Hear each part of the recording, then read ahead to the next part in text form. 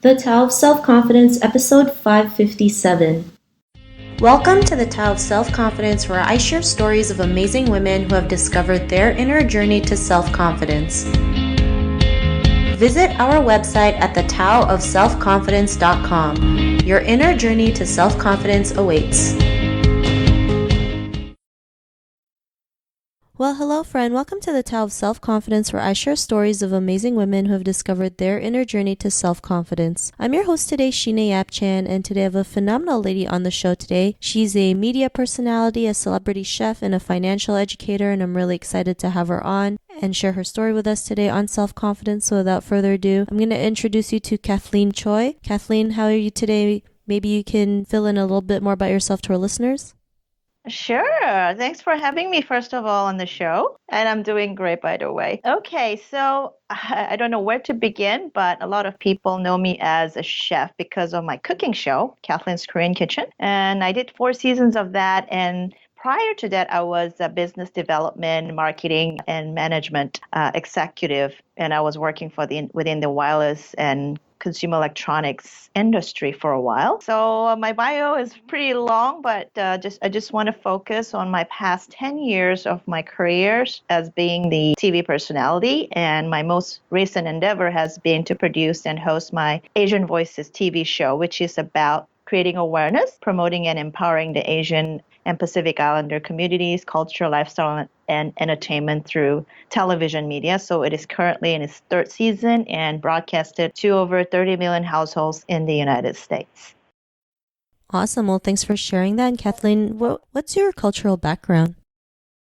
I'm actually 100% Korean. However, I was born in Saigon in the late 60s when my parents were there. My dad was working at a foreign exchange bank, and he was branched there. And it was during the war, so when I was only 6 months old, my parents had to take refuge. Yes, and they had to go through a third country in Malaysia for 6 months out of Saigon, and then we came back to South Korea, and I was there till I was 6, and then the whole family moved to a small country of Brunei in Southeast Asia, and I grew up there for 12 years. Thanks for sharing that. What would be your favorite self-confidence quote?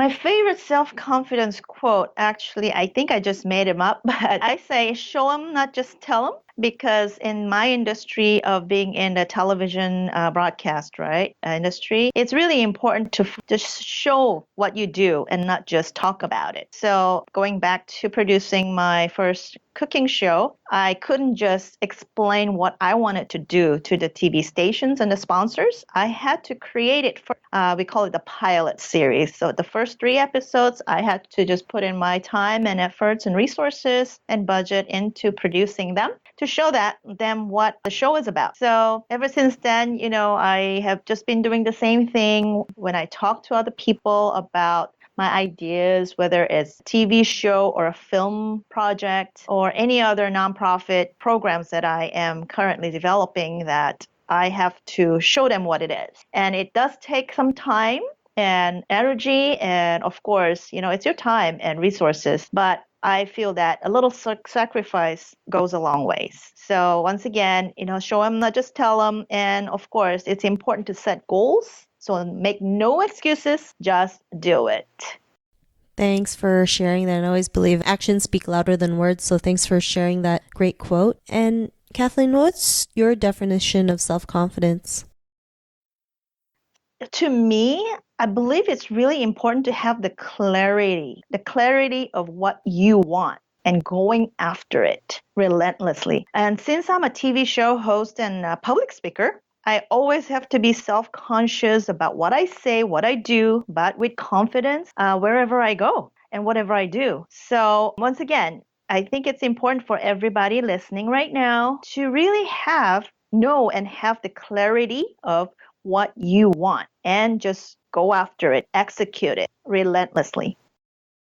Thanks for sharing that great definition. I love how you mentioned going after it relentlessly, because some people, when they try and they don't succeed the first time, some of them just quit, not realizing like you might have to do it 10, 100, 1,000 times until you get to that end goal that you want, right? So you just keep doing it until you get there. So thanks for sharing that great definition. And what was your life like before your discovery of self-confidence? That's a very interesting question because I believe, as a kid, meaning when I was, I believe, 6 years old, as far as I can go and remember, I always had the clarity and I knew what I wanted in life. Whether it's 10, 15, 20 years in the future, I really knew what I really wanted and what I was passionate about, and I made it happen. So I remember when I was just 10 years old, I was watching a kid playing the electric organ live on TV when I was in Brunei. It was called like Little Stars of Brunei. And at that moment, I still remember very clearly that I wanted to be the one playing the organ and be on TV. So I said, okay, what am I going to do? And I begged my parents back then to send me to learn how to play the electric organ, take lessons, right? But they said, no, you have to be top in your class first, and then you can go to take the lessons. So you know what? Which was exactly what I did. A year later, believe it or not, I was playing the electric organ live on TV. And you know what? After I was done in 15 minutes, I got my first check at the age of 10 in the amount of $250. I still remember, which was a big surprise and a bonus. I didn't expect it at all. But so for me, that was like winning a double jackpot. At that moment, I felt like I could really accomplish anything in my life. So I've done and accomplished pretty much all my goals. And almost 40 years later, I am still setting new goals and going after them. Thanks for sharing that. And that's such an amazing story that you had. Most people don't even know what they want to do, but you've known since you were, like you mentioned, at the age of 6. And, was there moments in your life where you just know that no matter what happens, you always had that confidence to keep on going, or have any aha moments? I think that was my aha moment when I was actually 10. But like I said, I don't know. I was just very different and special, I guess. I have 3 other siblings, and I was the different one. And it's interesting that I tell everybody, I was not born because it was during the war and there was a lot of complication. And I almost died twice when I was little. And I was struck by lightning twice. And so in my life, and to how many people that happens, right? So I've always felt that I was born for a reason. I'm here for a reason. And I always wake up in every morning and tell myself, life is too short. Life is so precious. And I have to embrace and live in the moment. So that's what I do. That's my philosophy. And I'm so grateful to my parents every single day of my life for bringing me into this world and being able to share my experience and share my knowledge to everybody that I come across. Thanks for sharing that. And that's quite a story that you've mentioned. You almost weren't born, got struck by lightning not once, but twice. But yet you're still here, right? Instead of thinking, why did this happen to me? You just said, I'm here for a reason. No, all these things happen, but yet I'm still standing. I'm still here. I'm still moving and doing things. And because of that, what's your life been like now? Yeah, exactly. I mean, like I said, that was back in when I was in my teens, and then fast forwarding to my life in the US when I moved here in March of 2000 after I got married to my first husband. I had a vision of what I wanted to do after I got laid off, especially from my last corporate job in August of 2008. And that was my last corporate job, but I wanted to create awareness about my healthy Korean food and culture through media, especially television. So that wasn't really hard. And I wanted to let people know that it's not really hard to cook, healthy and delicious food in less than 30 minutes, because that's what I do every single day, right? And so I produced and hosted 4 seasons of my TV cooking show, Cathlyn's Korean Kitchen, which aired on national PBS. And then after that, I told myself, you know what? I felt the entire Asian community was lacking a voice and extremely underrepresented in the mainstream media. So I felt compelled that I needed to fill that void because nobody else was doing that. So with the support of some of the people that I knew in the Asian community in San Diego to start with, in 2013, I founded my own nonprofit organization called Asian Culture Media Alliance with a mission to really promote and empower the Asian Pacific Islander community through television media. So I started producing and hosting Asian Voices, which is again in its 3rd season and reaches over 30 million households in the US through our cable TV network partners, namely YourView and TVK24. So I'm really proud of that.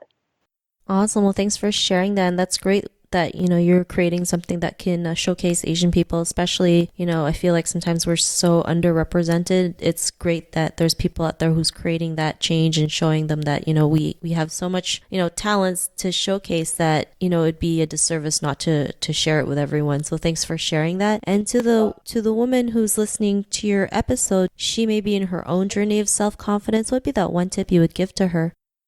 Well, before I discovered self-confidence in myself at the age of 10, prior to that, I was a really different person. I still remember that. I was very, very shy and I didn't talk much. And then neither of all my three siblings, they never really talked, and we were very quiet wherever we went, very good kids, right? And I was afraid of voicing my thought when I was little. And I didn't have very many friends when I think about it. I think before the age of 10, I maybe had like 3 friends that I remember. But once I knew what I wanted, and it just came to me, and there's this little voice in me in my head, even this morning, when I woke up, said, "Hey, have that clarity, go after it." And I just have that. I think it works when you have priorities in your life, when you have, affirmations in your life. And I do tend to memorize my affirmations, which is a whole page I've written out. I thought carefully about what I really wanted to write in my affirmations. It's my entire lifetime. But I also include my daily affirmation, my long-term, short-term goals, in there, what I really want to do and accomplish. And in return, giving back, right? I've always been more of a giver than a taker. So once again, having affirmations and really organizing your thoughts, your daily goals, and just doing it, executing it. I think that's very important. So I think that's what I wanted to tell the women who are listening. But most importantly, these are all the things that I advice, right, to everybody listening. But I think the most important thing I want to tell everybody, especially the women who are listening, is to learn to love, to honor, and trust yourself first. It's kind of easier said than done, but this is so important. And it's a very important step to really getting that self-confidence in you. And that also means that, people should eliminate anything and anyone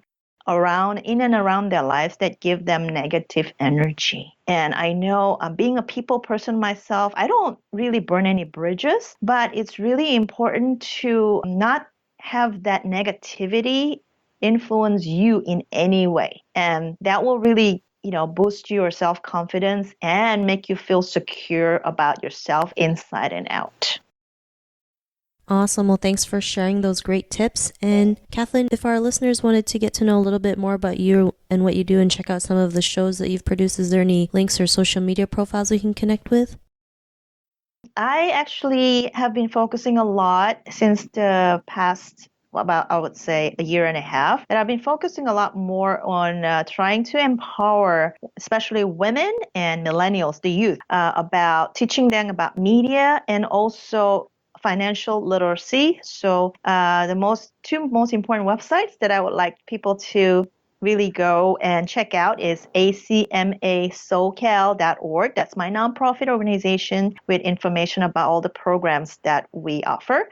And also the second one is wealthwave.com, WealthWave.com// my name, Cathlyn Choi. And you can get some information about there, educate yourself on how money works. I think that's really important. And that is actually my journey right now into educating more and more people to be financially literate and take charge of their lives financially. And that also lead to more happiness, self-confidence, and success. Awesome. Well, thanks for sharing that. And to our listeners, if you want to connect with Cathlyn, you can also head on over to the taoofselfconfidence.com and search for Cathlyn's name. Her show notes will pop up along with everything else that we talked about. And I really just want to thank Cathlyn for taking the time to share her story and tips with us on self-confidence. So thank you for sharing that. You're very welcome. I hope it will help your listeners and everybody out there to build self-confidence. And, if there's anything I can do to help, they can always contact me directly. Awesome. And I'm sure the listeners loved your episode today. And to our listeners, be on the lookout for another new episode of another amazing woman's journey to self-confidence. And we'll talk to you soon. Bye for now. Thank you for tuning in to another amazing episode of The Tao of Self-Confidence. Visit our website at thetaoofselfconfidence.com to check out cool resources, blog articles, show recaps, and so much more. Your inner journey to self-confidence awaits.